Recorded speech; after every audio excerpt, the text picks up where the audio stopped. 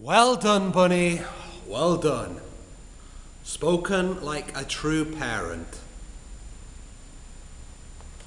We'll make a father of you yet. Oh, yeah. Didn't take you long, did it? To find my weak spot. To locate my realm of fallibility and push it. Oh, keep pushing. Keep scratching away. Until your child is broken down.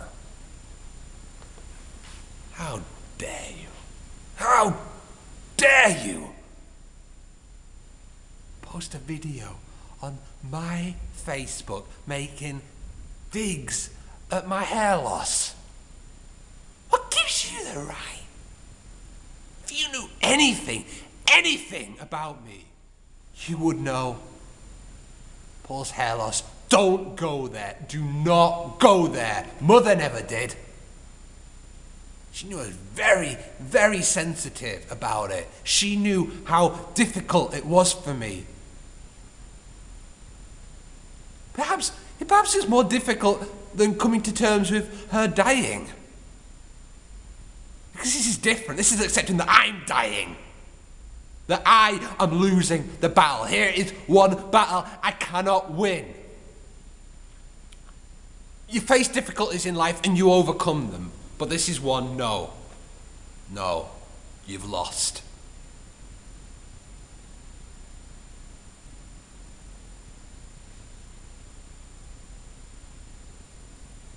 I don't wish to sound crass, but I hope that after she died, perhaps, every cloud has a silver lining, that maybe my hair would start growing again, that it had been the stress of her illness which caused this. No.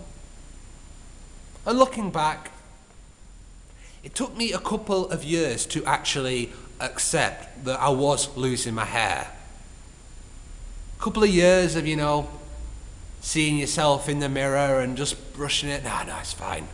Having a shower, seeing a lot of scalps. No, it's just because it's wet. It took me a couple of years to finally admit that,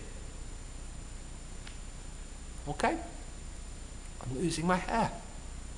But now that I have come to terms with that, which isn't to say that I'm not sensitive about it, that every time I look in the mirror it doesn't depress me.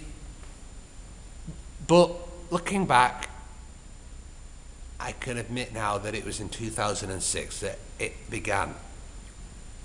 My early 20s. And men's hair loss occurs in either their early 20s or their early 40s. Any other time, it is because of stress, bad diet, or poor hair products. It's okay. This is nature's plan for Paul Haworth. Got to deal with it. But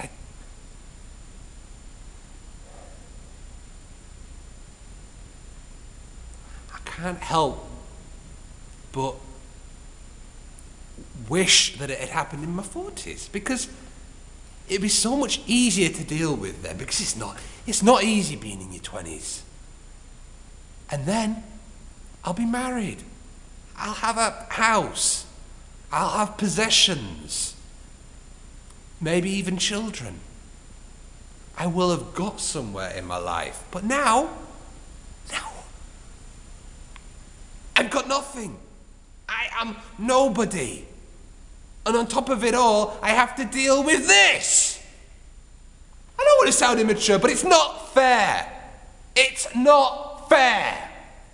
Especially because I appreciated hair. I had expensive haircuts. I used quality products like Red Ken. And also, to this day, I appreciate hair. I see a girl or a boy with a good cut, with healthy hair, with natural, flowing, all of that. And I say to them, you've got good hair. Like your haircut.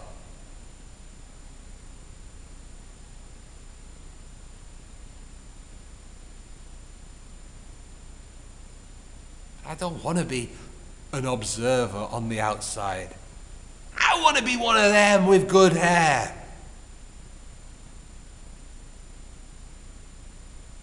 I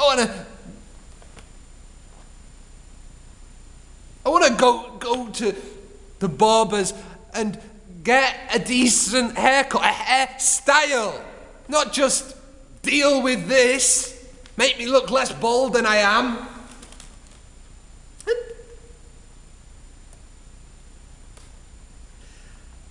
I've never ever had advice on how to deal with it from balding men. It's always from girls or boys with thick mountains of the stuff who'll tell me, oh, just shave it off, just shave it off.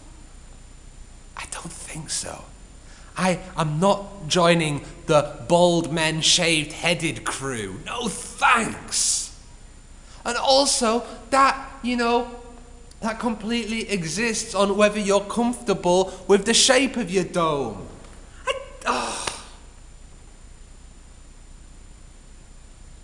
Or Viviscal or Rogaine, delaying the inevitable.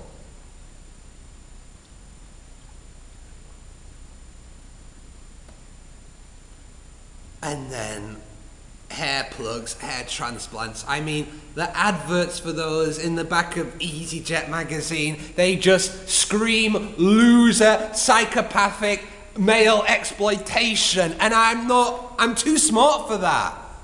There's a mind under this hat.